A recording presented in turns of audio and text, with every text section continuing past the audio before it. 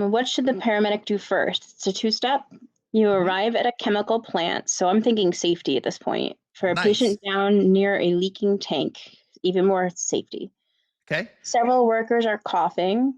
So for sure, safety, MCI situation, and Okay. cheering. So it's organophosphate, it sounds like. Ooh, okay. A supervisor yells that the area may contain chlorine gas. Okay. Okay. So based on So I'm everything you said, go find that answer.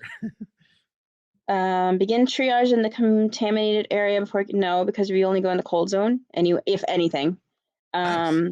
send one crew member in without PPE. That's a dumb answer. Okay. We wouldn't do that unless you hate them. But stage uphill and upwind. Request hazmat resources and avoid entry until yes, that's seen as safe. Yeah, that wouldn't be the answer. Enter Okay. quickly with a bag, valve, mask, and remove the closest patient. No. No, everything you said was about safety, which is the first point of the 5-star medic method is there a safety concern? In this case, yes, there is. So, and then, yes, we stage uphill and upwind. Okay. So that was an EMS operations kind of question. That's another one. These are more EMS operations. Let's just, let's skip ahead a little. Let's try this one. What is the best action? Okay. It's a two-step. A paramedic administers fentanyl for a painful femur fracture. During restocking, a crew realizes the controlled substance documentation is incomplete. Okay. So we don't want to replace the vial later without reporting the discrepancy because that's a narcotic violation. Okay. Ask the patient to sign a medication log after arrival. No, the patient doesn't generally sign the medication log. Complete documentation according to agency policy and notify the appropriate supervisor or controlled substance process. Yes. Ignore it because the medication was clinically indicated. No, because you have to track all of your narcotics. Okay. Next. Select the 3 correct answers. Is it two-step?